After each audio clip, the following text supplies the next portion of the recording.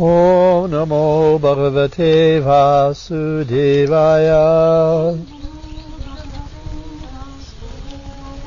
Om Namo Bhagavate Vasudevaya.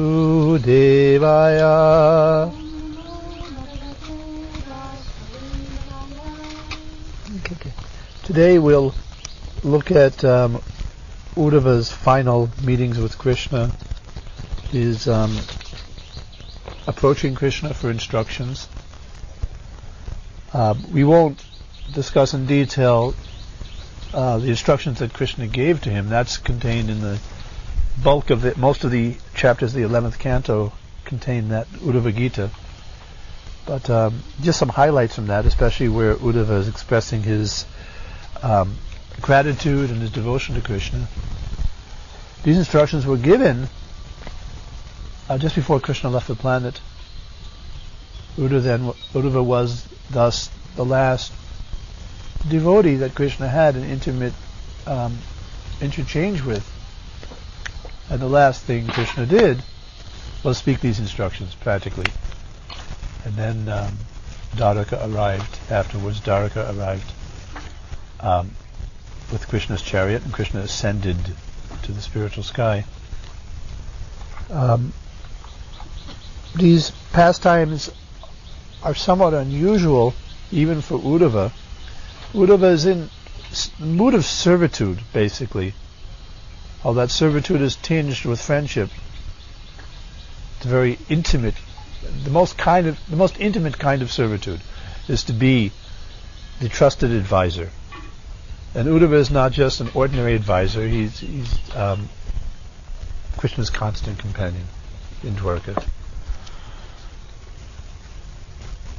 But when Uddhava at the end comes to Krishna to get philosophical instruction, there's some shift in his mood. He becomes even more referential.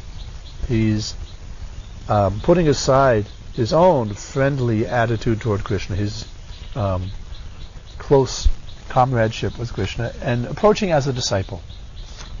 Just like Arjuna in the Bhagavad Gita. Arjuna, his Sthayi Bhava is Sakyaras. He's Krishna's friend in Dwaraka. More informal a friend than Uddhava.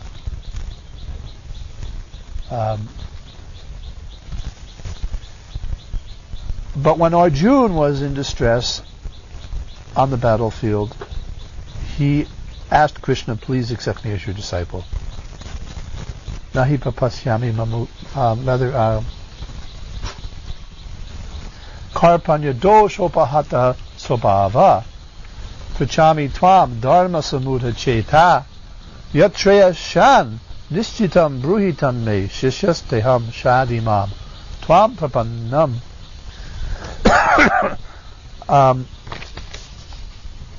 My intelligence is bewildered because of my resolution has become weak, facing this dilemma of whether I should go ahead and fight, trying to kill my spiritual masters, my teachers, or whether I should abandon the fight and reap all the consequences that come from that. So I don't know what to do. My resolution, therefore, is being shattered. So you tell me what to do, Krishna. Shishyasteham.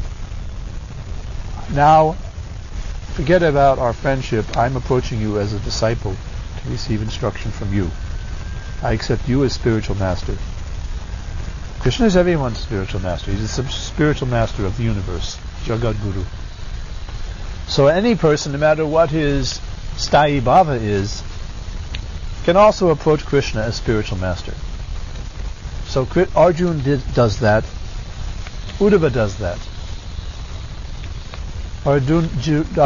Arjuna made that choice just before the crucial battle of Kurukshetra, the end of the the Kuru's dynasty as it was known, end of an era, beginning of another one. Actually, the age of Kali began while the battle was going on. during those 18 days, the exact moment of the beginning of Kali Yuga came. So it's certainly a end of an era, beginning of another one. Momentous moment. Here's another momentous moment. Krishna is about to leave the planet. Yes?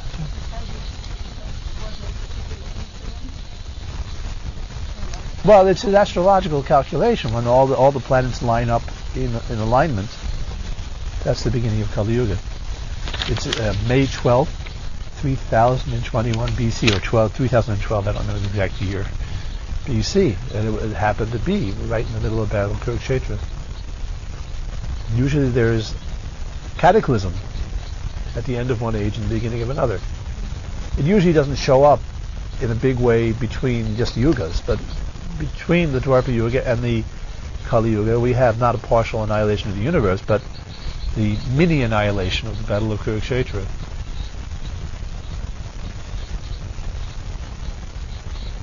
Because Krishna was present on the battlefield, Kali could not show his presence. It was officially his age, but he couldn't do anything. In fact, he tried to do something after the disappearance of the Pandavas, but Parikshit stopped him, or at least subdued him and gave him only a few small spheres of influence. After Parikshit's disappearance, Kali Yuga began in earnest. But technically it began even before Krishna's disappearance. Okay? And now, just before Krishna's disappearance, Uddhava is also putting aside his normal attitude toward Krishna, very confidential companion of Krishna, advisor. He's not coming to give advice, he's coming to get instruction from Krishna. And therefore he's also taking the attitude, now I'm your disciple, you instruct me, I worship you as the supreme spiritual master, not thinking of you as a friend anymore.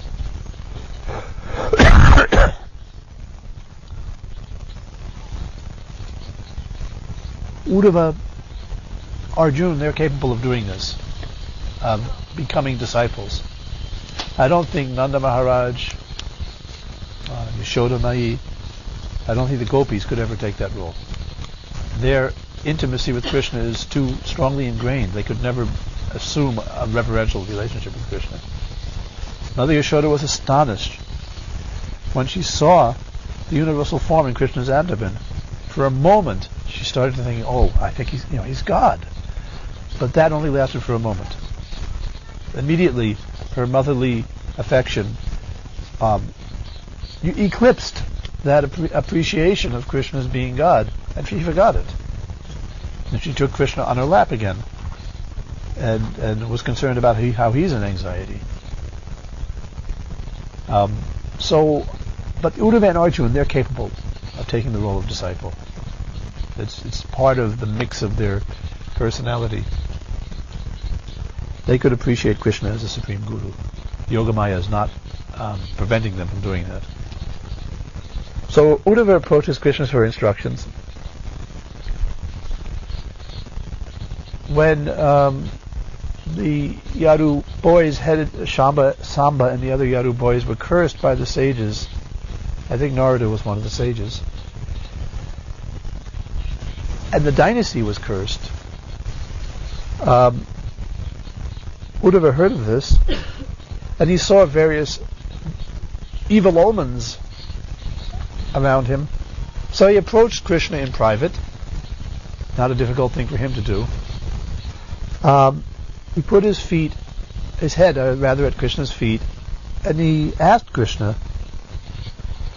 now, this curse has occurred. You're all-powerful. You could easily undo the curse just by announcing, the curse is ineffective by my desire. You haven't done that. You're allowing this curse to play out. You've told the Yadus they should go to Prabhas and perform ritual sacrifice to try to counteract the effect of the curse. This also makes no sense. The Yadus are your eternal associates.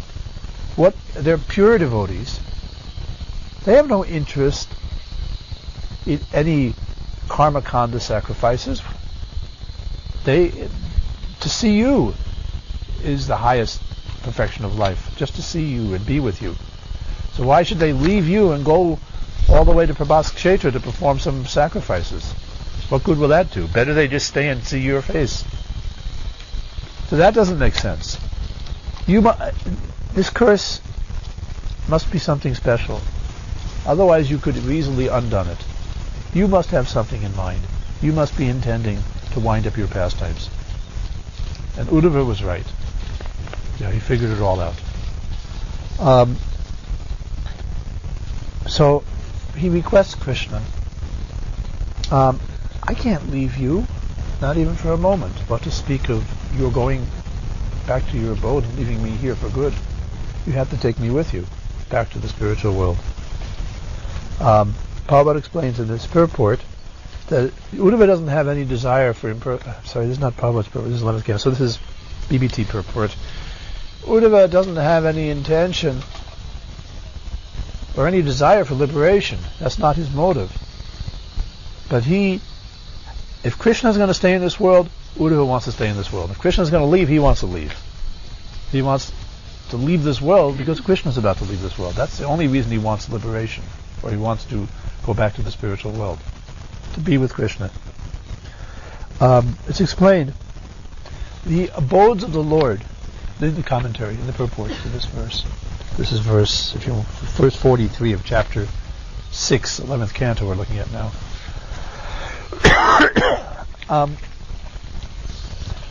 The replicas of the Lord's eternal abodes on the earth are non-different from their originals in the spiritual world. But sometimes, and the pure devotees know this not just theoretically but by realization. To them, there's no difference between being with Krishna in the spiritual world or being with him on the earth, in the material manifestation of those abodes. Not material, the manifestation in the material world of those abodes. But still sometimes there may be particular reasons why those devotees want to get out of this world and go back to the spiritual world. Because there, in the spiritual world, they can associate with Krishna constantly. Whereas in the material world, his manifest pastimes are only temporary. And once they're finished, the devotees are left in separation. At least from the visible appearance. So therefore, that's a reason why sometimes Krishna's pure devotees want to get out of this world and go back to Goloka or to Vaikuntha, to be with Krishna all the time. That's what Uddhava is expressing. Of course, Uddhava admits. Yes, I'm sorry.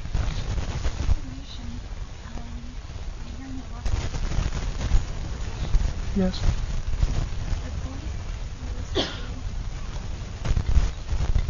Yeah.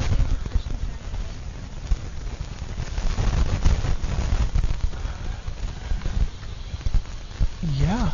It's described, it's mentioned by Shukadeva Goswami that these cowherd boys, not the gopis, but the cowherd boys, if Krishna was with them in the forest and he would disappear behind a tree for 1 second, they'd be in total anxiety. So, at least there's that description. There's more focus by Shukadeva Goswami on the separation of the gopis. But if you can see the cowherd boys, they couldn't even bear that Krishna would be invisible for 1 second behind a tree. So you can extrapolate from that.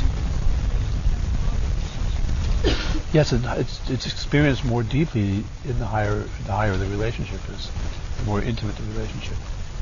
Now, Uddhava has although his relationship is in the Sthayi Bhava, the rasa of dasya, servitude, still he's the most perfect devotee in dasya. So his servitude with Krishna is a very intimate one. Therefore the separation he feels in anticipation, this is one kind of separation, anticipating the separation before it happens, and that's what he's experiencing now.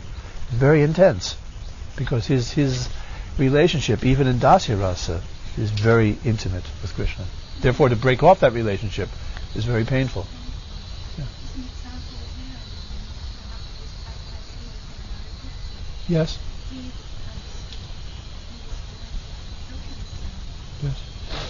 He's a similar case. Mahari Gupta is the reappearance of Hanuman. Hanuman was also, just like Uddhava, left behind by the Lord. Lord Ramachandra took everyone in Ayodhya back to Vaikuntha with him, except for Hanuman, and Hanuman's still here.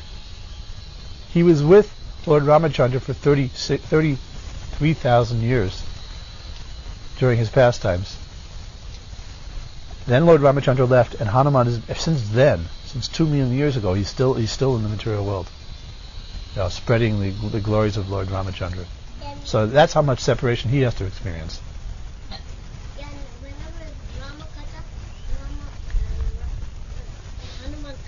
Sometimes in disguise? Like a beggar or something? Sometimes. Sometimes, yep.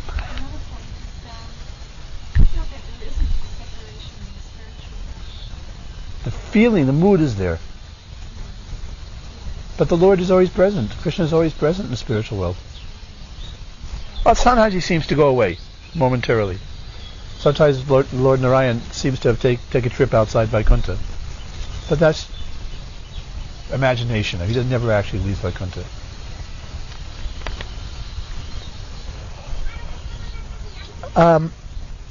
Anyway, Uddhava also admits, although he's asking Krishna, take me with you, I can't stay here without you. But he does admit that because your pastimes, Krishna, are supremely auspicious, just by hearing about those pastimes, people become satisfied. They give up all desires for everything else.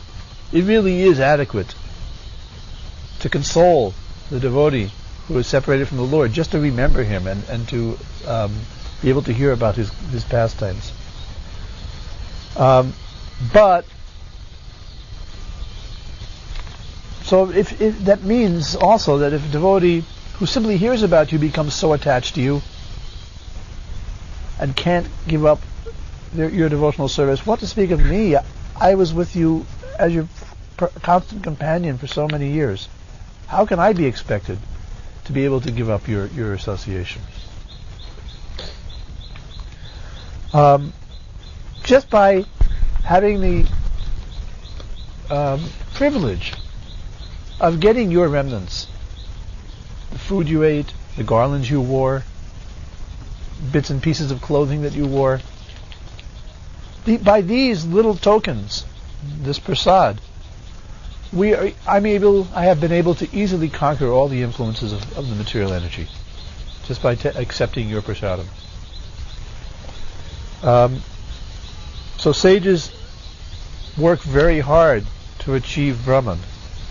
They undergo severe austerities and practice very strict sadhana.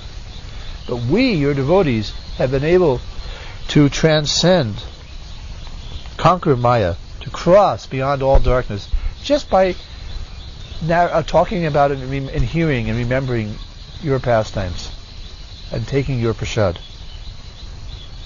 So here, it's pointed out in the commentary purport to text 47 to 49, that Uddhava is presenting himself as a conditioned soul. It doesn't mean he is. Throughout this conversation between Krishna and Uddhava that makes up the Uddhava Gita, Uddhava is presenting himself as a fallen, conditioned soul.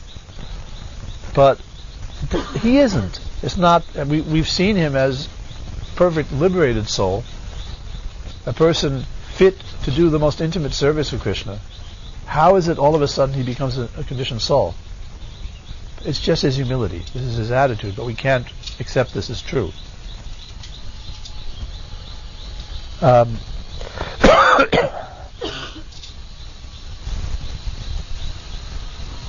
But even though he's saying, even though I am a conditioned soul, I have all confidence that by continuing to engage in hearing and chanting about you, I'll get liberation eventually. Then Krishna replies to these statements by Uddhava. And Krishna gives Uddhava the specific empowerment to preach.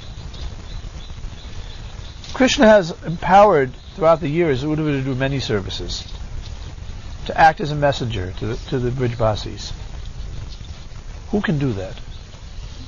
Only the most competent devotee can carry Krishna's message, not just carry it, but deliver it in such an expert way as to safeguard the life and the sanity of the Vrajavasis. Uddhava was empowered by Krishna to do that. Uddhava was empowered by Krishna to give confidential advice on so many important matters, and to serve Krishna personally in so many ways. But now he's receiving the most exclusive empowerment, the most rare empowerment, the empowerment to effectively preach Krishna's glories. This Krishna gives only at the end. And this is in this reply by Krishna, Krishna gives the special empowerment to Uddhava to become the Acharya and take responsibility for spreading Krishna's glories. Krishna admits to Uddhava that yes, he is about to leave this world. And then Kali, Krishna says, is going to take over. The earth will become bereft of all piety very quickly. So you, O Uddhava, you should not plan on remaining here very long, even though I'm giving you an assignment to do something here. There's a double entendre in this statement.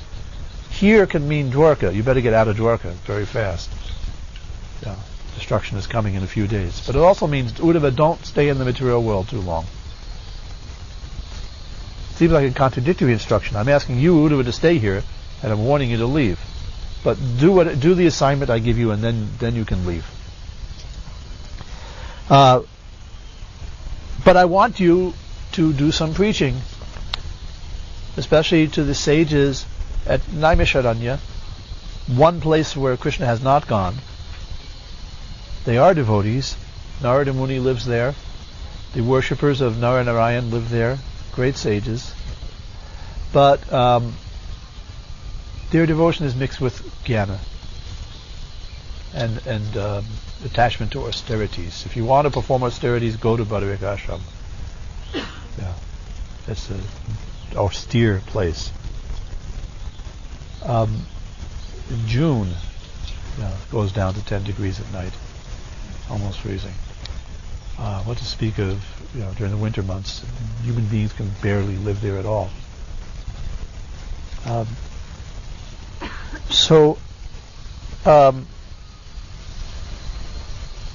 Therefore, there are many devotees there whose devotion is mixed with motivation of jnana, desire for liberation, attachment to austerities.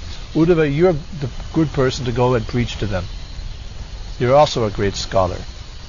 You can, deal with the jnanis on their own terms and convert them to my pure devotees.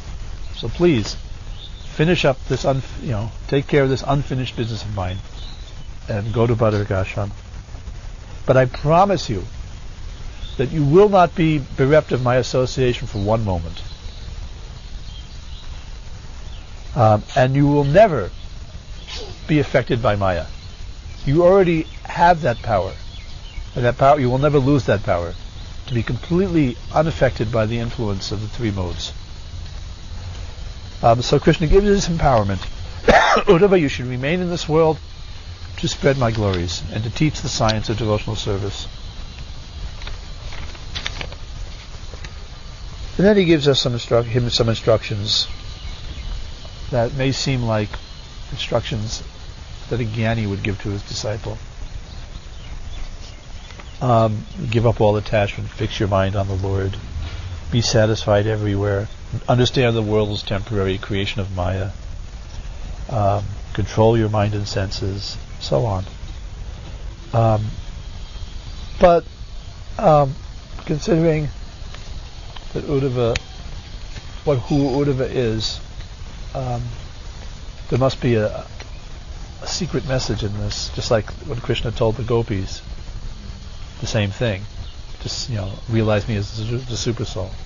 It really was indicating in a subtle way that because of their intense conjugal connection, the gopis are able to see Krishna everywhere, just like the yogis see the super soul everywhere. But on the basis of madhurya, rasa, not on the basis of brahmagyan. Same thing with Uddhava. He tells Uddhava, So you should see me in everything. So the way that a pure devotee on that level of Uddhava or the gopis sees Krishna in everything is very much different from the way that a mere yogi or a jnani sees Krishna in everything. Not Krishna as the super soul, but Krishna as the dearest friend. Yam Shama Sundaram Achintya Gunaswarupam. What is it? Premanjana Bhakti Chudita Vilochenena Santak Sadaiva Vidiyeshu Vilokayanti. Lord Brahma is also a jnani, but he can understand the devotion of the Vrajavasis. He went to Vrindavan, he saw. Then he made his apology and left. Let me go back to Brahmaloka. If I stay here any longer, I'll just commit more offenses. But he understood. He saw it, and he could understand how the devotion of Vrajavasis is greater than his own devotion. And he was able to describe in the Brahma Samhita how... Yeah. Okay. How... Premanjana Purita Bhakti Vilochenena, those whose eyes are smeared with the ointment of prema. In other words, those who have prema. That's what prema does. It changes your consciousness. It changes your vision. It changes how you see everything. It changes your whole attitude on life when you have love of God. You can tell someone who has love of God by their attitude toward the world. If you have the insight to measure that, that's how you measure. So those whose eyes are smeared with that ointment of love of God, they see not Paramatma in every heart, in every atom, but they see Shyamasundara, Krishna. Difference not just that he's got 2 arms instead of 4, that he's holding a flute instead of a disc and a club, but that he's engaging in intimate relationships with his devotees.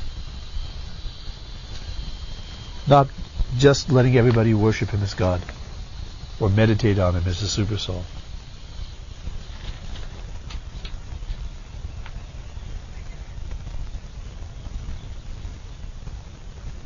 So this was Krishna's last instructions, not quite last instructions. This would have been Krishna's last instructions to Uddhava. But Uddhava asks for more. Uddhava responds that I am very inquisitive to actually understand you more deeply. So I'm not, thank you for your instructions, but I'm asking you for some more instructions. I want to understand you more deeply. You told me about sannyas, in effect, how to renounce this world and get ready to leave it. But materialistic non-devotees like me, Uddhava says, cannot easily practice this. You really have to make it simpler and explain it more clearly for me. I'm absorbed in egoistic attachment. I'm on the mental platform. You have to tell me more clearly, how can I actually carry out these instructions you've given me? You're the Supreme Lord. You reveal yourself to your pure devotees. You are the only one who can explain to me perfect knowledge about yourself. I'm weary of my material life, and therefore I surrender to you as your disciple. This is how Krishna was approached by Uddhava for instruction. After Krishna had already given him everything, had empowered him to preach, but Uddhava wanted to take the opportunity to hear something from Krishna's mouth. Of course, that's for our benefit. This is recorded in Srimad Bhagavatam, and we can study this Uddhava Gita. The Mayavadis read it, and they twist some, impersonal Advaitavad out of it. But actually, just like in Bhagavad Gita, in the Uddhava Gita, Krishna is giving the most confidential instructions about how to serve him and how to learn to love him. And according to Sanatana Goswami, there are many things described in the Uddhava Gita that are not even told in the Bhagavad Gita. Yes? Well, we have our commentaries.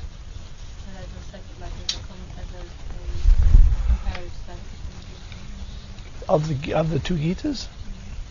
No, maybe it would be we don't want to make the Bhagavad Gita look bad by giving a detailed explanation how the Uddhava Gita is better than it. They're different. They serve different purposes. The Uddhava Gita is a little too much, to give everybody as a preliminary textbook on devotional service. It's twice as long as the Bhagavad Gita, and it deals with things on a more advanced level. So therefore, Bhagavad Gita is the ideal book for beginning Krishna consciousness. Uddhava Gita has its place in the 11th canto.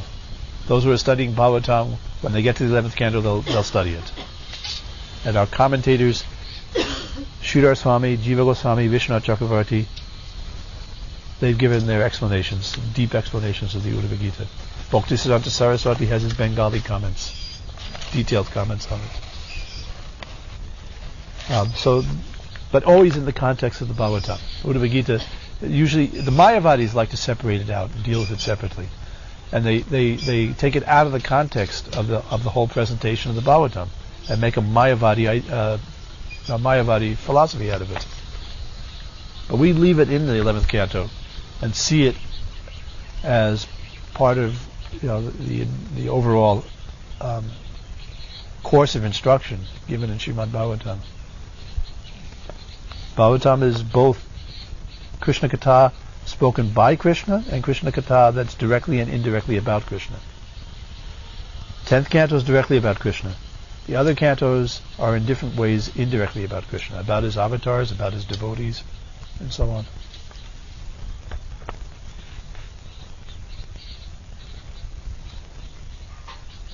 Okay. So then we also read from the 19th and 29th chapters of the 11th canto, just some excerpts from the Uddhava Gita. One point in the 19th chapter is verses 8 to 10. Uddhava asks for an explanation about Jnana and Bhakti Yoga. There are various places where Uddhava asks questions and then Krishna gives his answers throughout the Uddhava Gita. Here Uddhava is asking that I want to hear about special kind of Jnana, special kind of knowledge. Not material knowledge, but not the ordinary generic knowledge, spiritual knowledge given in the Upanishads. I want to know that kind of knowledge which describes loving service to you. Since I'm suffering in the material world, but I see no other shelter but you, Krishna. So I just want to know about you. So because Uddhava is so intelligent, Krishna encourages him to pursue this line of asking for instructions on philosophical knowledge. But that knowledge is knowledge leading to pure bhakti. Uddhava says to Krishna, please be merciful on this fallen soul and pour down the nectar of your instructions. Then Uddhava asks, this is later on, 10 chapters later, chapter 29, one of the last chapters of the Uddhava Gita. Uddhava asks specifically please tell me about Bhakti Yoga, about the science of devotional service. You've explained various kinds of yoga, but this is really too hard to practice for people who can't control their minds. Can you tell me how to do all this more easily? Actually, yogis, they try hard, but they're generally frustrated trying to control their minds. What to speak of ordinary people? So swan-like men, the Paramahamsas, they take shelter of your lotus feet. That's the cause of their success. They don't try to succeed on their own strength. They simply take shelter. Other yogis and karmis who don't do that, who don't take shelter of your lotus feet, they're all defeated by Maya. This is understood by the Sri Vaishnavas, who their explanation is that Bhakti Yoga, as practiced in ancient times, is actually quite a difficult process. And in Kali Yuga it's not practicable. Bhakti Yoga. Therefore, in Bhakti Yoga, the only practice is prapatti, taking shelter. And if we can hear and chant something about Krishna and do a little service, okay. But the whole regulated practice of Bhakti Yoga is too difficult for Kali Yuga. We just take shelter of Krishna's lotus feet, and that's the basis of our success.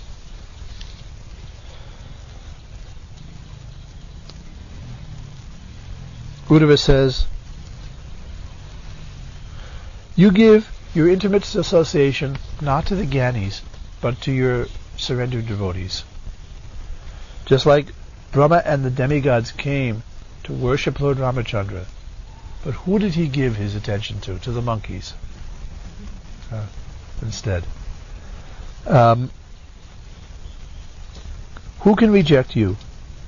Because you give everything to your devotees. What devotee could ever abandon you? And what do your servants lack? They have everything they need. Even the greatest poets can't express their gratitude to you. But it's a very famous verse. Let me read the verse. 11:29:6. There's several verses in here that are quoted by Chaitanya Mahaprabhu that Prabhupada quotes also. Spoken by Uddhava at the end of the Uddhava Gita.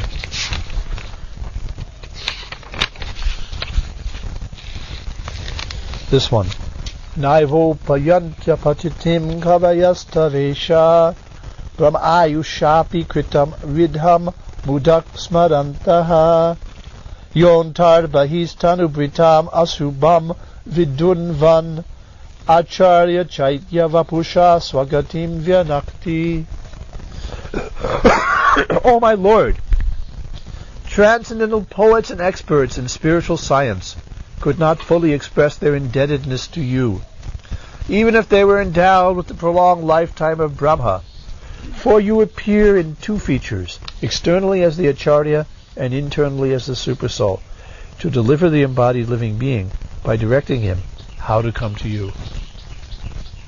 Very beautiful statements by Uddhava. And then Krishna, in response, tells Uddhava, wraps up the Uddhava Gita and tells Uddhava, please go to Bhadarkashram. This is my request. This is my assignment to you. He asks Uddhava, have you understood everything I've told you? Is your confusion gone now? And Uddhava says, yes, I was fallen into darkness, but now all my ignorance is dispelled, thanks to your association. My act of surrendering to you was a very insignificant thing, no great feat.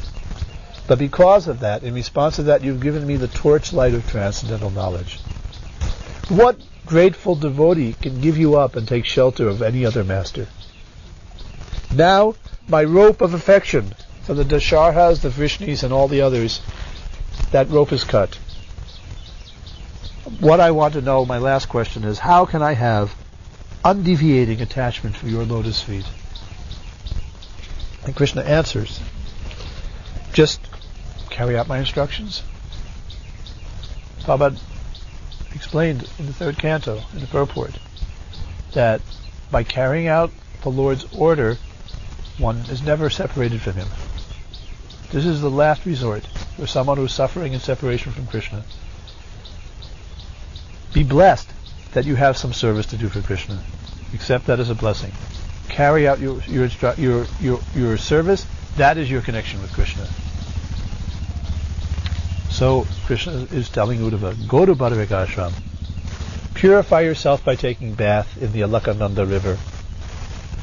You can wear tree bark and eat the fruits and roots that are available in the forest. Give up all desire for material happiness. Tolerate all dualities. Be full of knowledge and realization. Think about everything I've taught you. Absorb your mind in me, and then you will transcend the three modes and come back to me. That was Krishna's last instruction to Uddhava. Uddhava circumambulated Krishna, fell at his feet. He couldn't bear to leave Krishna, but the order was there. He had to obey it. So he put Krishna's slippers on his head and left to go to Bhadarkashram. There he went. It's described at the end of this 29th chapter of the 11th canto that Uddhava in Bhadarkashram performed his tapas, carried out Krishna's order, and eventually he went back to Goloka, Dwarka. where he's an eternal associate of Krishna. Anyway, that's how Uddhava got his final instructions from Krishna and left this material world. But we still have a little bit more to say about him. Well, first of all, let me read from a few pages from Bhagavatamrita, describing Uddhava in the spiritual world, Uddhava in Goloka. We already read something about that from chapter 5, continuing in chapter 5 of the second part. When Gopakumar arrived in Dwarka of the spiritual world, after graduating from Vaikuntha, he moved on to Dwarka, Goloka Dwarka. And there he saw Krishna, the Lord of the Yadus, surrounded by his associates and his servants. And this is a description of the scene.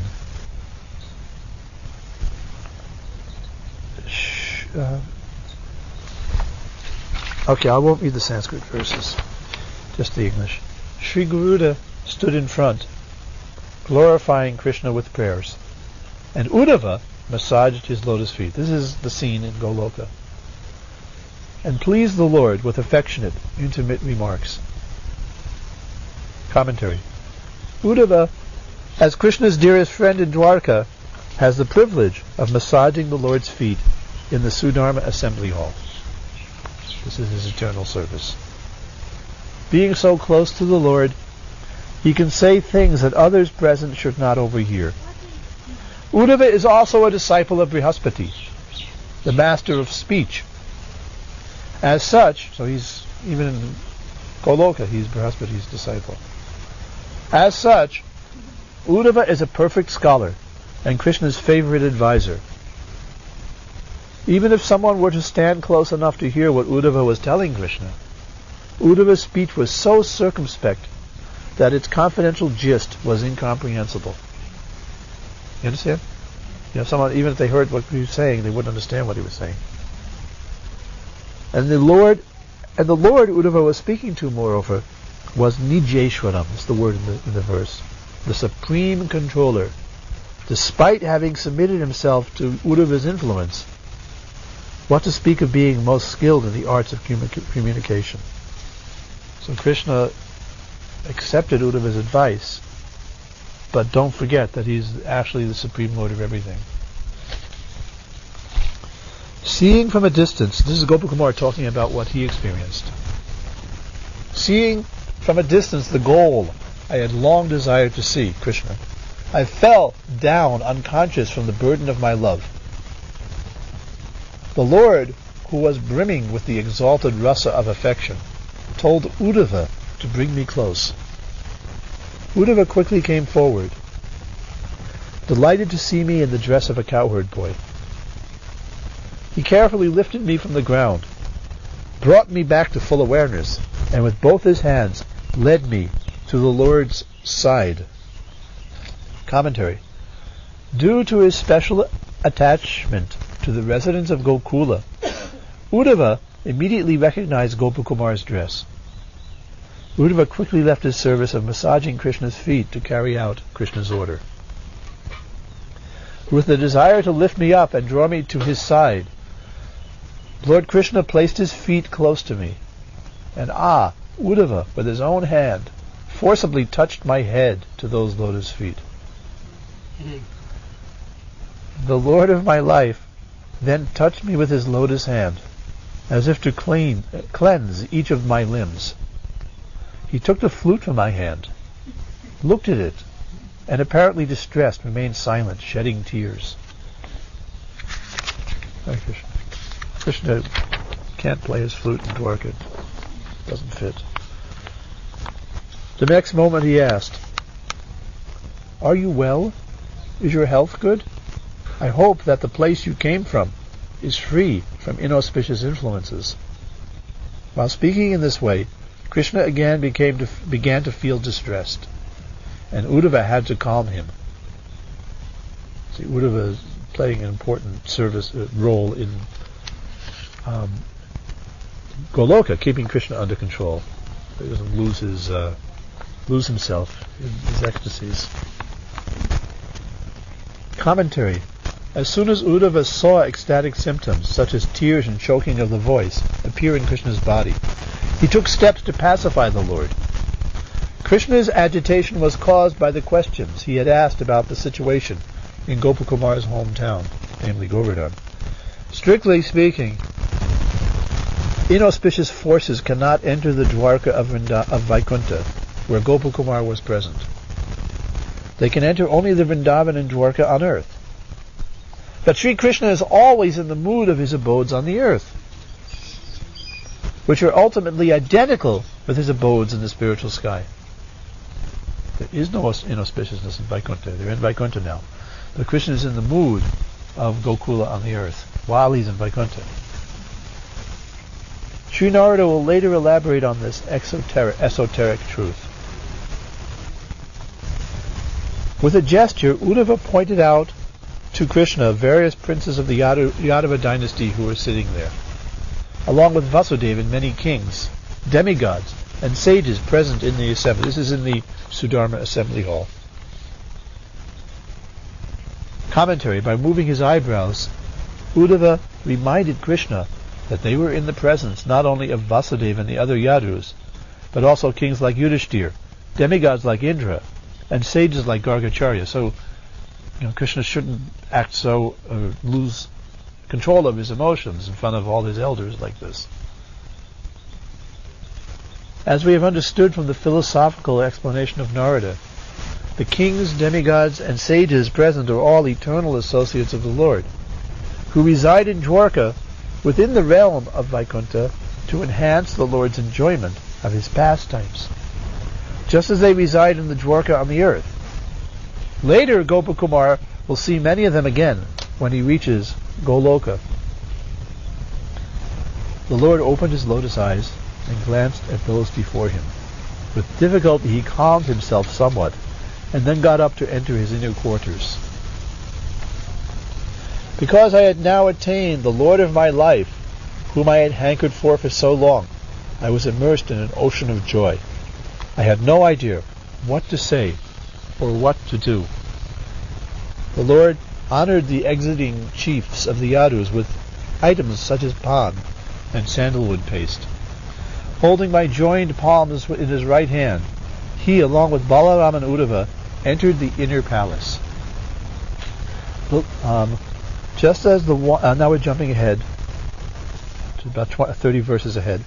Just as the one personality of Godhead, Sri Krishna, exists in many forms and in many places, so we also, his servants, exist in many forms.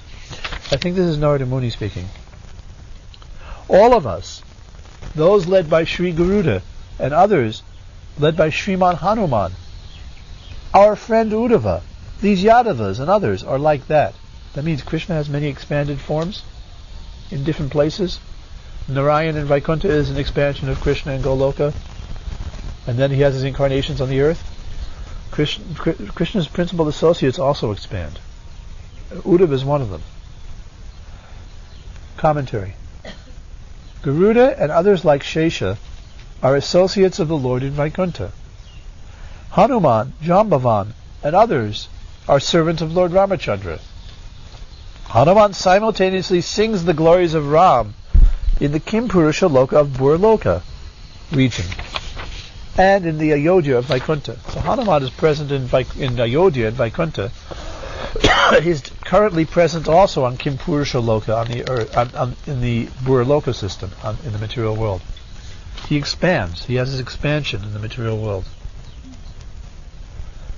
Uddhava, whom Gopakumar can see right before him in Vaikuntha, in Goloka, Dwarka, is simultaneously one of the principal companions of Krishna in Dwarka on the earth, along with the Yadavas and others such as the Pandavas. Considering the topic too confidential to bring up just now, Narada chose not to mention Krishna's devotees in Vrindavan, because caused too much havoc to talk about that in Dwarka. Yes?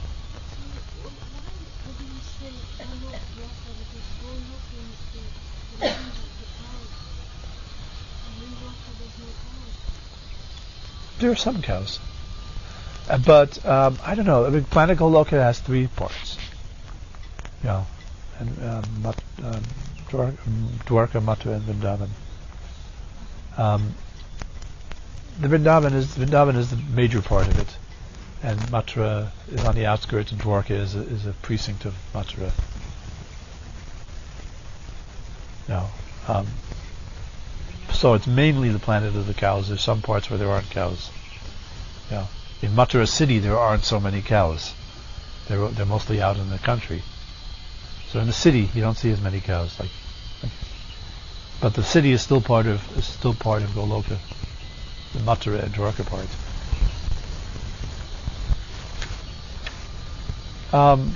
It's just a poetic usage that you just designate something according to what's the prominent part of it. The Brahmins are coming. Well, maybe in that crowd of Brahmins there are a few people who aren't Brahmins, but still you say the Brahmins are coming. So like that. This is the planet of the cows, even though there's some small part of it where there's no cows, or very few cows. And relatively speaking, Mathura and Dwarka are just a small part of Goloka.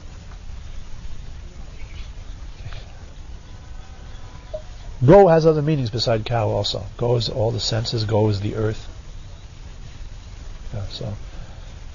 Krishna is Govinda because he's the Rishikesh, the proprietor of everybody's senses. Not only cows.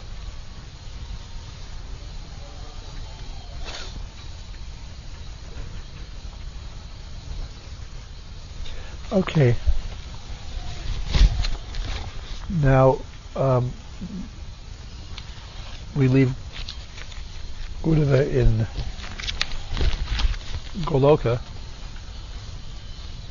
Uddhava is still present on the earth in his invisible form. In his visible pastimes, he went to Padavik. I don't know the story, how long he spent there. It said that eventually he went back to the spiritual world, regained his position as eternal associate of Krishna in Dwarka. But in the aprakrita, invisible pastimes of Krishna, and in Uddhava's own invisible form, he's still present on the earth, still now. He's eternally present. We'll read about that now. In the Bhagavat Mahatmya, 4 chapters that are contained in the Skanda Purana Vaishnava Kunda. Has anybody read this yet? Can you show your hands? Has anybody started to read these chapters yet? No? Okay, good. So I'll read them. In fact, you don't have to bother to read them at home. We'll just read them in the class today and tomorrow. Tomorrow's the last day, yes. So this is what we have to cover today and tomorrow, is this Bhagavat Mahatmya. We may skip over some of the verses, and then you do have it printed out so you can take it with you and study it later, but you don't have to read it, because we'll read it in class. If you want to, you can read it, but you don't have to. Skanda Purana is one of the 6 Puranas that are in the mode of ignorance. It's also the longest of all the Puranas. It's 88,000 verses. Bhagavatam is only 18,000, so it's 5 times bigger than the Bhagavatam. And it contains a lot of things of tamasic interest. You can read descriptions of over 1,024 different Shiva lingas and how they were established, who worships them, if that's what you're interested in, and about various demons killed by Durga, and so on. But the Skanda Purana also contains this small Vaishnava Kunda and other sections that describe Krishna's pure devotional service. But there's this one section called the Vaishnava Kunda, and it's only 4 chapters, and all it contains is this Bhagavat Mahatmya, narrated by, as all the Puranas are, narrated by Sutta Goswami to the sages at Naimisharanya. There's another Bhagavat Mahatmya contained in the Padma Purana. It's 5 chapters long. But this is also very famous. There are other translations of it, but I did my own translation. It's unedited, so there's some mistakes in it. typos and grammatical mistakes. Okay, chapter 1. I guess I'll just read the English.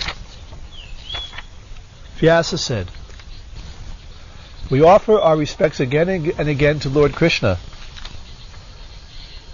so that we may achieve the transcendental taste of his devotional service. He is the splendid, full embodiment of eternity, knowledge, and bliss, raining down upon us unlimited joy. He is the cause of the universe's creation, maintenance, and withdrawal." So any Shaktas or Shaivites who are reading the Skanda Purana, when they get to this, they'll see that this is Vaishnav section. This is intended just to glorify Krishna. Then it's stated that at Naimisharanya, the sages, expert in tasting the nectarian juice of divine topics, greeted wise Sutta, who was sitting before them, and spoke to him. The sages said, "After the king installed Vajra on the throne in Sri Mathura district, and his own grandson in Hastinapura, how did these two fare, and what did they do?" Of course, the king is Yudhishthira. Yudhishthira, when he had learned that Krishna and the Yadus had left the world, he decided no need for him to stay any longer. So he took off all his jewelry and intended to just leave and march north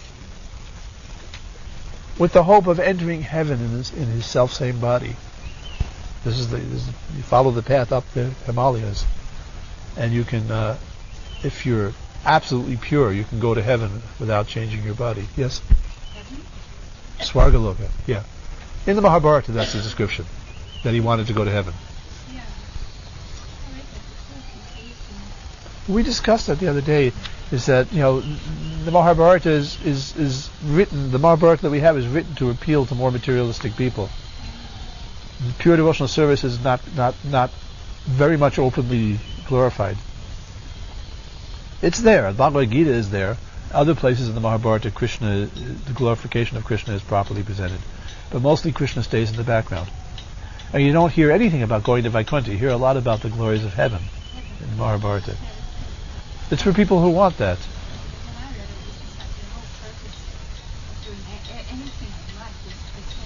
Attain heaven, yeah. Anyway, that's the external appearance of the pastimes of the Pandavas. The Bhagavatam describes the more confidential life of the Pandavas. Just like someone may appear like a materialist to ordinary people, but his friends know that he's really a Vaishnava. Like that. Sometimes devotees have to behave like materialists just to hold on to a job and live with non-devotees. They act like non-devotees. So like that, the Pandavas were acting like materialists in the association of materialists. But they had their private life in which they pure devotees of Krishna. Anyway, Yudhishthira, and after Krishna left the world, decided he's going to leave the world. But before doing that, he arranged that the government would be maintained.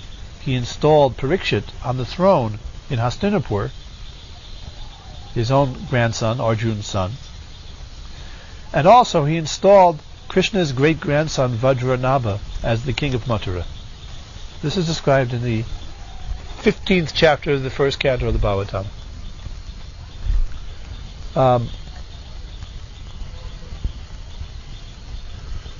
Vajranabha is Aniruddha's son. Aniruddha is Krishna's grandson, and Vajranabha is Aniruddha's son. That means that Vajranabha saw Krishna as a child. Before Krishna's disappearance, Krishna was still present. But he was left behind, yes?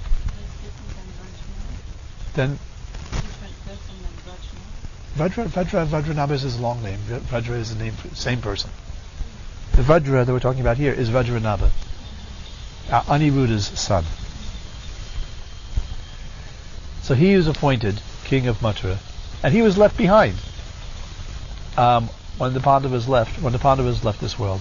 he and Parikshit were left to rule the Kuru kingdom. That makes Parikshit the emperor and Vajranabha his vassal, his subordinate king. Okay, so supposedly the sages headed by Shaunaka ask Sutta, what did these two kings do? How did they do okay, and what did they do? Sutta Uvacha. Sutta said, before reciting this narration, which is the very means of conquest, we should offer our respectful obeisances unto the personality of Godhead Narayan, unto Narayan Rishi, the supermost human being, unto Mother Saraswati, the goddess of learning, and to Srila Vyasadeva. Narayanam namaskritya, naram chaiva narottamam, devim saraswatim vyasam tato joyam udirayet. When the king, says King Yudhishthira, had left for the final journey, O Brahmana, the Lord of the earth, Parikshit, went to Mathura to visit Vajranabha. Learning that his uncle had come, Vajra was overcome with loving affection. He came forward, greeted Parikshit, and brought him to his residence. Arriving at the palace, if you're reading along, I may do some editing on the fly as we're reading. Arriving at the palace, the hero, who always thought only of Krishna, embraced Vajra. Parikshit embraced Vajra and offered obeisances to Rohini and the other wives of Krishna. Before leaving this world, Krishna asked Arjuna to take care of his queens. Arjuna meant to escort them to Hastinapur, where they could be put under the care of the Pandavas. But Krishna himself came in the disguise, and some of his associates came in the disguise of Gopas, and attacked Arjuna on the road. Arjuna, all of his powers disappeared, and he couldn't beat these cowherds, and the queens were kidnapped, actually by Krishna himself. And then Krishna escorted them to Mathura and left them in the care of Vajranabha. Okay? And that's what the queens are doing there in Mathura. Okay, you got that? Okay. So Parikshit came visiting. He embraced Vajra, offered obeisances to Rohini and to the queens of Krishna.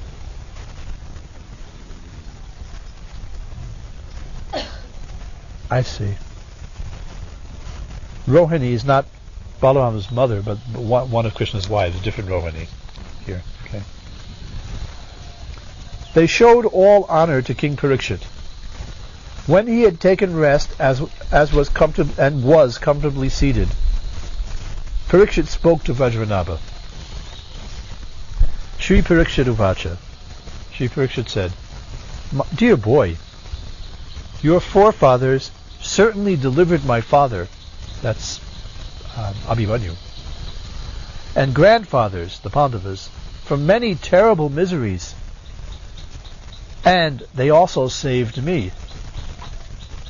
This means the forefathers of Vajranabha are Aniruddha, Pradyumna, Krishna, and Krishna's other sons and grandsons. The Vrishnis. There is, Parikshit continued to say, is Parikshit talking here? There is nothing I can do properly to repay you, dear boy. So, my child, I request you to make yourself at ease in your kingdom. You shouldn't worry at all about your treasury, army, and so on, or about subduing enemies and other problems. Just take good care of your mothers. This is all the queens of Krishna. Leave all your responsibilities to me, and forget all your anxieties. Parikshit's telling Vajranabha. Hearing this, Vajra was extremely gratified and replied. Sri Vajranabha said, O king, it is very appropriate for you to speak like this to me. I was also shown kindness by your father, Abhimanyu. Yeah. When he gave me knowledge of the science of weapons. So Abhimanyu taught Vajranabha how to fight. For that reason, I have not the slightest anxiety, and I have acquired a solid grasp on the skills of a kshatriya. But I have one great worry about which you should please give your opinion. Anybody without looking knows what that anxiety is? Okay, we'll find out. Although I have been installed as the king of Mathura district, I am now sitting in a vacant forest. Where have all the citizens of the district gone? Only when citizens are present is ruling a pleasant task. What happened is when Krishna left Mathura to go to Dwarka, he took all the Mathura Vasis with him. Mathura was left empty. And when Krishna left the world, whoever was left in Vraja district just either left this world or just wandered off somewhere. The place was left desolate. There was nobody left, except for a few monkeys and a few Brahmins sitting in Mathura city. Well, they came later. Okay, they came because Vajranabha was sent there, and then the queens arrived to be taken care of by Vajranabha. But there wasn't anybody. There were no citizens. Told this, to dispel Vajranabha's doubt, Vishnurata, Parikshit, at once sent for Shandilya, the priest of Nanda Maharaj and the other cowherds. Shandilya Rishi, I guess, was living nearby in Mathura district. He's the author of the Shandilya Bhakti Sutras, great sage who's an expert on the science of devotional service, and the priest of Nanda Maharaj, it says. So Shandilya quickly left his hut and came to Mathura. Vajranabha worshipped him and accommodated him on an excellent seat. Vishnurata Parikshit quickly summarized the question, and the sage, highly satisfied, addressed the two kings to settle their doubt. Sri Shandilya said, "Both of you listen with fixed attention and hear from me a secret about Vrajabhumi. Because the word Vrajana in Sanskrit means expanding, Vraja gets its name, the district Vrajabhumi, gets its name from the idea of being all-expansive. The all-pervasive absolute truth beyond the material modes is called Vraja. It is purely blissful, the supreme light, the inexhaustible abode of the liberated souls. So, the absolute truth himself, he's called Vraja, and therefore his abode is called Vraja.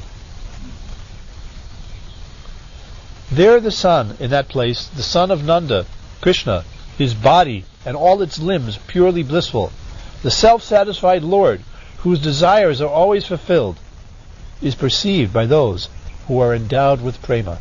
This is Shandilya Rishi explaining. Radhika is his own self.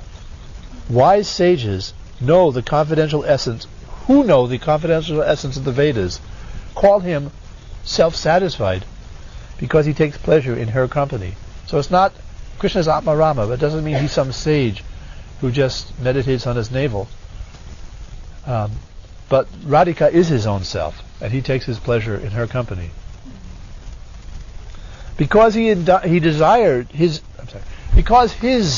desired enjoyments, his cows, his cowherd men and women, and his pastimes are eternally present, thus it is said that his desires are always fulfilled. Apta kama. Yes? Repeat. Yeah. Well, there's two things. It says he's Atmarama and he's Aptakama. It's usually a description of a sage who's satisfied in himself and all his desires are fulfilled. But in Krishna's case, it means that he's enjoying with his pleasure potency, who is his own self, and he has his eternal entourage. So therefore, his desires are always fulfilled. The things that he wants to associate with his cows, with his devotees, and have his pastimes, they're eternally going on. So therefore, he's Aptakama. All his desires are always fulfilled. Okay. The confidential truth about him is described as being beyond the realm of matter. Others perceive the other kinds of pastimes he has when he plays with the material nature. So Krishna has his spiritual pastimes and his material pastimes. Chandilya is explaining this philosophy here. In these other pastimes, the material pastimes, the universe is created, maintained and destroyed by the modes of passion, goodness, passion, and ignorance. Thus he has two kinds of pastimes, the real and the mundane. The real pastimes are known properly only by himself and his intimate devotees, while the common jivas can know his mundane pastimes. Now Chandilya is talking about actually two different things at the same time. He's talking about the difference between Krishna's material and spiritual energies. But there's a more confidential meaning of this, that he's talking about the difference between Krishna's visible pastimes and his invisible pastimes.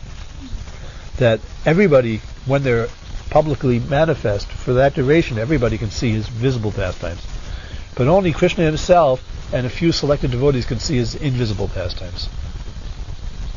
So we have to read below the surface to see that second message here. Also he seems to say that there are two types of jivas, common jivas and Special devotees.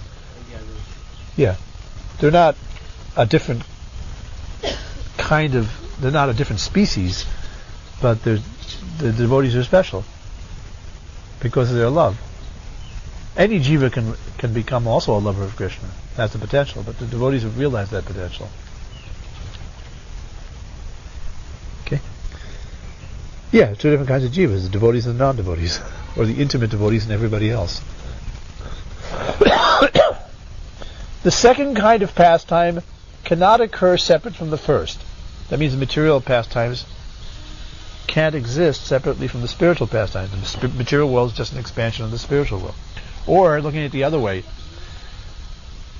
it's the invisible pastimes that are the basis, the eternal. And the material, the visible pastimes are just a replica, a manifestation of his eternal pastimes. The second kind cannot occur separate from the first, nor can it ever enter the realm of the first. But both of you can see, both you, Parikshit and Vajra, can see his mundane pastimes in which the earth and the other worlds have appeared, and on the earth the district of Mathura. In this district is a land of Vraja, where the factual truth is well hidden. It is visible to those who are full of pure love, and occasionally it is visible to everyone. The absolute truth in Vraja, in Vrindavan, is well hidden. Only a few people can see it all the time. And there's a short time in every day of Brahma when everybody can see it. Sometimes at the end of the Dwapara age, the devotees who are fit to participate in his confidential pastimes gather together here at Vraja on the earth, as they have done just recently.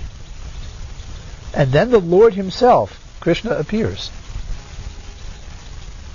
To be with his dear devotee, Krishna descends among them. Demigods and others whose help is wanted also descend in various places. Fulfilling the desires of all of them, Lord Hari has now disappeared. It can be concluded without a doubt, therefore, that three different kinds of people have been placed here in Vraja in the past. So that's where they're sitting. They're sitting in Mathura talking. So this place, there have been three kinds of devotees in the past, put here by Krishna. Yes?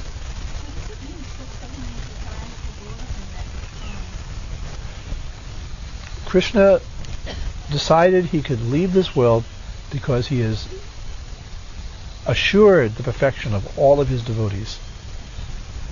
Every one of his devotees on the earth has attained the love of God and their complete potential.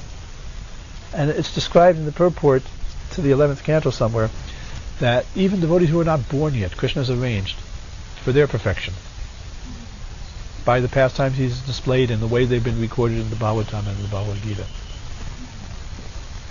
Having accomplished all that all his devotees now and in the future are guaranteed perfection, Krishna felt, okay, now I can leave. I've done everything I need to do. Okay? So 3 different kinds of devotees have been put here in the past in this Vrajadam on the earth. These are categorized as 1, the eternal devotees, 2, those who want the same status, who want to become eternal devotees, and 3, other persons like demigods. Among them, the demigods and other ordinary people, Krishna has previously already dispatched, sent back to Dwarka. Later, after sending them to Dwarka, because Krishna left Vrindavan and went to Dwarka, then he later sent them back to their assigned responsibilities. The demigods went back to the heavenly planets by the device of the pastime of the fight with the clubs. Krishna then blessed those who desired to also have spiritual identities, the second category, who want to become eternal associates, bestowing on them forms of pure blissful prema and arranging for them to join the company of his eternal devotees. So Krishna, before leaving this world, saw to it that those who want to become eternal devotees got that opportunity. At that time, all his eternal devotees became invisible to the unqualified. When Krishna left, all the eternal devotees also became invisible. They're still there in the invisible pastime, but they all disappeared from our sight at the time of Krishna's disappearance. Yes?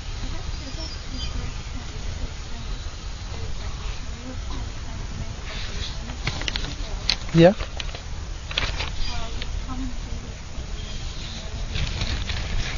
Well, there's 2 different things that are talked about here, 2 different levels. One level is that the spiritual world is only known by Krishna and his devotees, and materialists know the material world.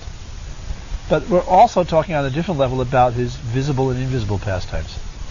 Invisible pastimes, only a few specially blessed devotees can see his eternal pastimes in invisible form. And when Krishna is here, then everybody can see his visible pastimes.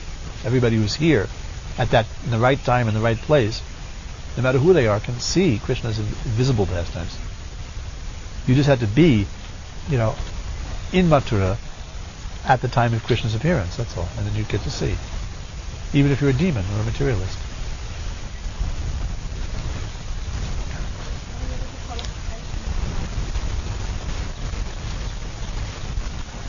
Krishna has to choose here. Jiva Goswami explains in the Bhakti Sandarbha that even devotees who are fully qualified, who have pure love of Krishna, pure prema, Krishna can still refuse to show his invisible pastimes while they're still on the earth, to intensify their love and to make them experience deeply viraha bhava, separation. He may give them a glimpse once or twice, but otherwise in very many cases he withholds even from devotees who are fully fit and qualified, but he doesn't let them see. And then when they leave this world, then they enter eternally.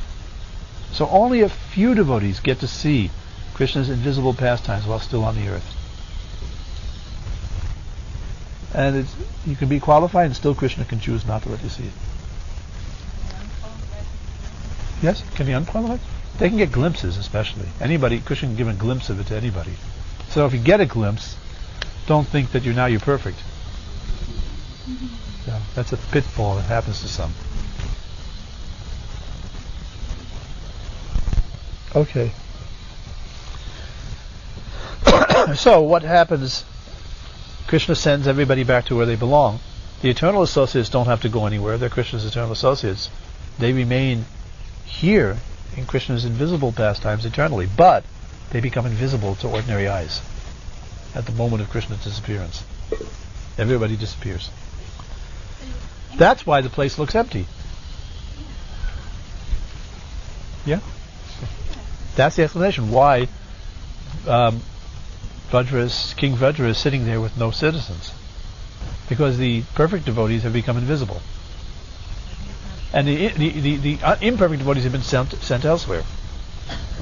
But he's not qualified, he's on the same platform, so he can't rule in that invisible kingdom. He's not qualified to... Rule in an invisible kingdom. It's no fun. Yeah. He can sit there, but there's no enjoyment in ruling a king with no citizens. No, but they are. I'm sorry. There. Yes? They are there in the invisible. Well, the pure devotees are. The eternal associates. They don't need to be ruled. They don't need a king. Yeah. Okay, anyway, continuing. Because there are thus remain no participants for earthly pastimes, people who have since come here see this whole place devoid of population. Okay. So you have no cause for anxiety, Vajranabha. Take my order to establish many villages here, and your complete success will be assured. This is Shandilya Rishi talking. Name these villages after Krishna's pastimes, and bring people to settle here. This land is most worthy to be served. So all the towns, the villages that are now in Vraja, were established by Vajranabha. All the current Brijvasis, most of them at least, were brought here by Vajranabha after Krishna's disappearance. And all these towns you see, they were named by Vajranabha, specifically after the pastimes of Krishna that occurred in these places. You should establish your government at these places: Govardhan, Dirgapur, that's Dig, city Dig near Bharatpur, Mathura, Mahavan, and on the great peak of Nandagram. This is where the district capitals are, the sub-district capitals. If you serve carefully the rivers, hills, villages, lakes, ponds, and groves, the citizens will prosper under your rule. You will also feel satisfaction. You should also give all attention to serving this land of eternity, knowledge, and bliss. The places of Krishna's pastimes will manifest to you by my grace. Because how is Vajranabha supposed to find all these places and establish villages? Shandilya says, I'll give you the power. By my grace you'll find them. There's over 500 villages that were established by Vajranabha. Most of them are mentioned in the Bhakti Ratnakara, in the 5th chapter that describes the Vrajadam Parikrama. And most of them are still there. And by perfectly serving this land, dear Vajra, you will be able to meet Uddhava. Uddhava. From him, you and your mothers, the queens, will receive the most confidential knowledge. Having said this, Shandilya left, remembering Krishna. Vishnurata and Vajra both felt the highest satisfaction. So we got a hint here that we're going to see Uddhava again on the earth. Okay. So you don't have to read it, but we'll read it tomorrow, the last 3 chapters. Yes?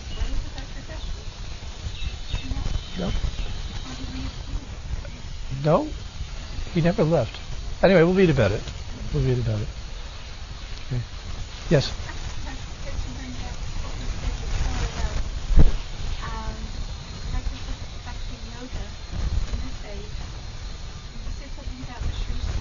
Yeah, that's their idea. That Bhakti Yoga, the system, the traditional system of discipline called Bhakti Yoga, is too difficult for Kali Yuga. And therefore we just simply surrender to the Lord and depend on His mercy. And we do that also. We practice what we call Bhakti Yoga, but our Bhakti Yoga is hear and chant about Krishna and depend on His mercy. Associate with devotees. It's not a complicated system of rules and regulations. Rigorous, yeah. Complicated, yeah. It involved especially worship of the deity form. In different ages it takes different forms. In Sati Yuga, Krishna was worshipped by meditation, by dhyana. In Treta Yuga he's worshipped by fire sacrifices. That means in Treta Yuga, performing the Vedic fire sacrifices was the process of practicing Krishna consciousness. And that was considered Bhakti Yoga? Yes. And in Dwapara Yuga it's worshipping the deity. In Kali Yuga it's Nam Sankirtan. Yeah, it's just different methods for different ages. But the point that they're making in the Sri Sampradaya is that what was appropriate in the previous age is too hard in this age. We agree with that. But they identify it simply as prapatti, surrendering to Krishna. We specify more exactly that it's Nam Sankirtan. How do we take shelter of Krishna? By chanting His names. They have to agree with that because that's stated explicitly in Srimad Bhagavatam so many times. And they accept Srimad Bhagavatam as authority. The Sri Vaishnavas, other Vaishnavas. So is it correct to assume then that Bhakti Yoga was the prominent Not for everybody. Whoever worshipped Krishna worshipped him through bhakti yoga, but there are other people who don't practice. There always are people who don't practice devotional service. No, we're talking at a given time. The most prominent form, right, is Bhakti Yoga, Jnana Yoga, Karma Yoga. Prominent means what? Bhakti yoga is the most perfect and sublime, but not necessarily prominent in the sense of how many people are doing it. There are more people performing other kinds of yoga. That's what I meant to say. In other ages, bhakti yoga is very rare Yes. because it's the most difficult yoga. You have to be the most advanced yogi to even begin chanting Krishna's names, worshipping God. You have to practice yoga for thousands of years, then you're allowed to begin bhakti yoga. It's only in Kali Yuga that we're given a special dispensation, that even the most fallen people can begin hearing and chanting and worshipping the Lord without any purification, qualifications. That's just special arrangement, special mercy of Chaitanya Mahaprabhu. Otherwise, bhakti yogis are usually a minority, tiny minority. But see, in this age, can you say that Bhakti Yogis are going to become the majority? Well, we can hope that the majority. You mean the majority of the people in the world, or? Well, majority yogis, because there aren't any other bona fide yogis in Kali Yuga. Kali Yuga, all the other yoga systems break down. Only a small handful of people can practice a meditational yoga in Kali Yuga properly. Few. You can go up to the mountains and find a few yogis, but only a few real yogis. But so bhakti yoga becomes practically the only working system of yoga in Kali Yuga. Yeah. I guess.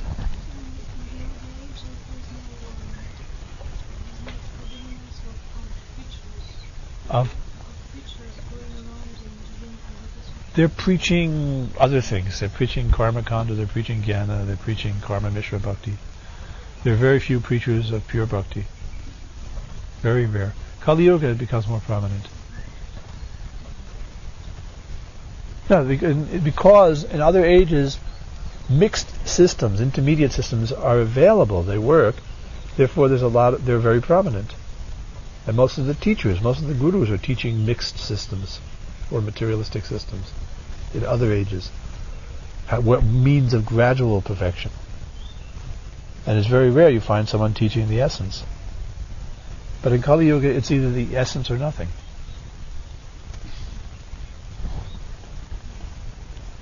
Okay, so it's a very special situation. Yes, ma'am.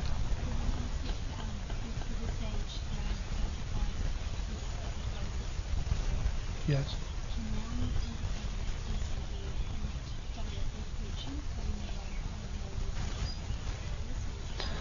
Well, those who are bhajan anandis just are concerned with their own bhajan, only and don't make an effort to preach. But very often, without making a separate effort, they do accomplish preaching just by their personal example. Unless you're hiding in a cave, people are going to see you, and they see what kind of person you are, and they're attracted and they're impressed, even if you're not making an endeavor to preach. It's recommended. It was the need. Devotees do what Krishna wants. So Krishna has a particular need. Devotees are eager to fulfill that need according to the situation. So the current situation of the world is there's a great need for preaching. People are suffering in ignorance and confusion, and we've got the cure, and we're not sharing it. So that's to not preach in the current situation is to be a miser. Especially if you have Krishna consciousness. So it may be in other situations to be a bhajananandi could have been appropriate, but in the current world situation, it's miserly to be a bhajananandi. But that's just the particular situation we're in. The world is suffering so much out of lack of Krishna consciousness.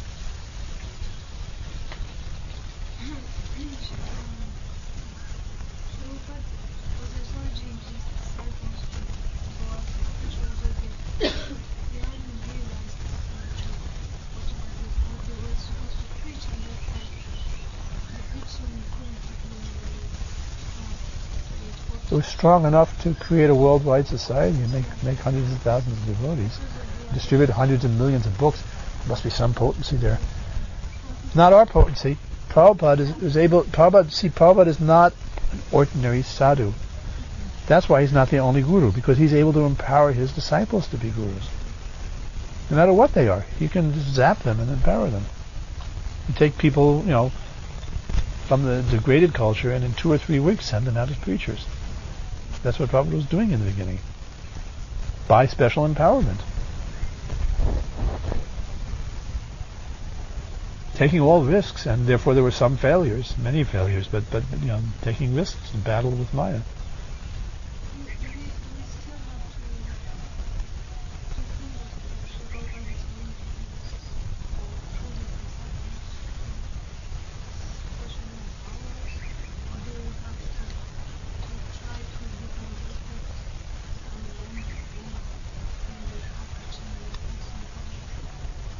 Try to become perfect before doing anything? Is that what you mean? I mean, we can perform the usual service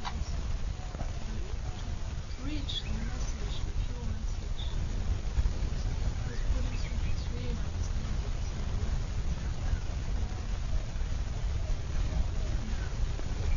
same. Well, it's not Prabhupada's personal emphasis. To put the emphasis on first become perfect, then preach. Preach and then you'll become perfect. Not that we should neglect sadhana, and perform devotional service passionately and superficially, but Prabhupada put so much emphasis on preaching. So much emphasis. And now he's not visibly present, therefore everything has to change. If this is Prabhupada's movement, we have to follow his mood. When you say preaching, doesn't necessarily mean talking the philosophy and distributing more facility, food, prasad. Preaching doesn't necessarily mean going out. Bhaktisiddhanta Saraswati explained it that way. You can either go out, or you can stay, and write books. He gave that as a specific counterexample. The person who's working on books, he's not going out, but he's preaching. And you can also preach by whatever service you're doing. Pujari, the housewife, can preach. It's a matter of attitude. When the attitude is pure, then it impresses people. Unless we're hiding from everybody and nobody ever sees us. But if we have any public presence at all, people see us walking in the street and so on, then that's preaching.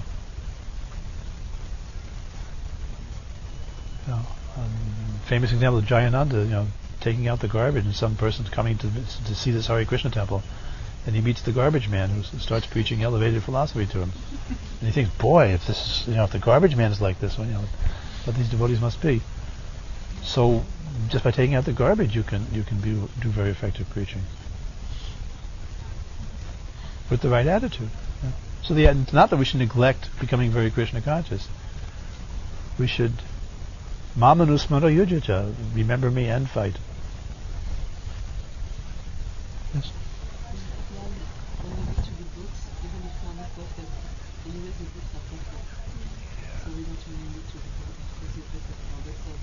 If we're delivering Krishna, then even if we're imperfect, we may, the mailman is not somebody we want to associate with, but he's bringing us a check in the mail. We're glad to see him. So we deliver Krishna, and then no matter what we are, that's glorious. We should try to deliver Krishna, not our own nonsense. Say what Krishna said according to our realization, not concoct. That's effective preaching. Preach according to your realization. Pass on what we heard from Prabhupada, and in our lives live according to Prabhupada's instructions.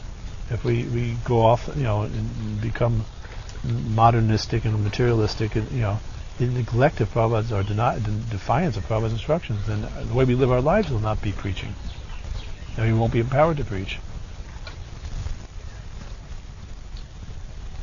We don't have to go out. We don't have to do what looks like preaching, but we do have to live Prabhupada's instructions and according to his vision of what a spiritual life is.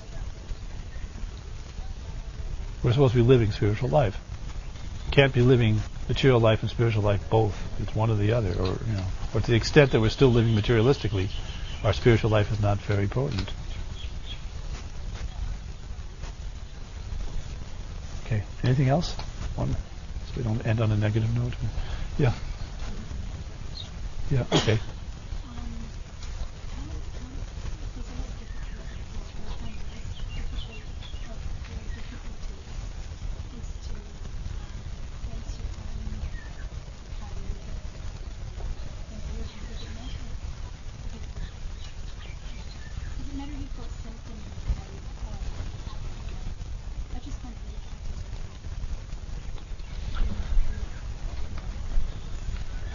Okay, then we have to. That's negative vision, to see all the faults and the failings. That's natural, but it doesn't. Unless we're in a position to do something about it, it doesn't do much good. So better to cultivate somehow a positive outlook. Look, these people have come here, and they're doing something for Krishna. Not that they, look at all the wrong things that the devotees, especially when you deal with devotees, non-devotees. You're talking about the rest of the world. Well, also you should give yourself a break and try to see the positive things in yourself. Yeah. It does. Becoming completely discouraged, and giving up is not going to accomplish anything. So, just like Uddhava was talking, I'm a fallen materialist, but I'm confident that the process of hearing and chanting your glories is so powerful that it will deliver me also, despite what I am. The Krishna consciousness is that potent. The association of Vaishnavas is that potent. If I'm allowed to stay in the association of devotees, I'll be saved somehow. So that you should think. Yeah. Also the me-centered is conquered by the Shravanam Kirtan. Yeah. Well, but that Shravanam Kirtan, if you want to get rid of egotism, then you should not only chant, but also serve the devotees. If you're neglecting the devotees and you're sitting in a corner chanting, then Krishna won't be so pleased with that.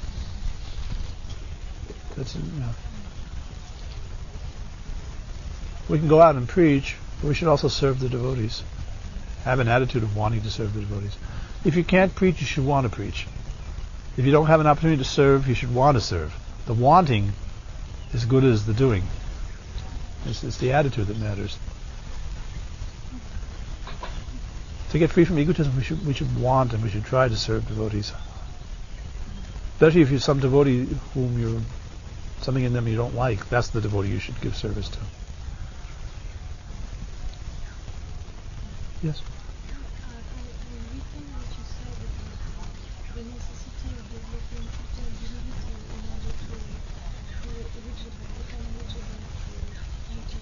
That was Narada's instruction to Gopa Kumar, yeah.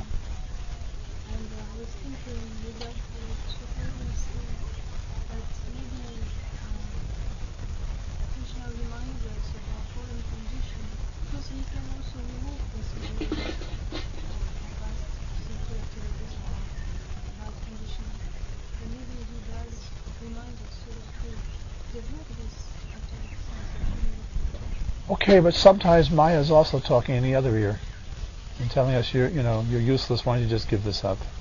Come back to me. So we got to be careful which ear we're listening in. Who's talking to us? Is it Krishna or is it Maya? The way to test, if you're becoming more encouraged to surrender by your discouragement, then okay. If you're driven to serve more, but if you're driven to stop your service, then you're listening in the wrong ear. Okay, I think we have to stop for now, and then tomorrow we'll try to finish the Bhagavat Mahatmya. Thank you. All glories to Srila Prabhupada, Srimad Bhagavatam Ki Jai.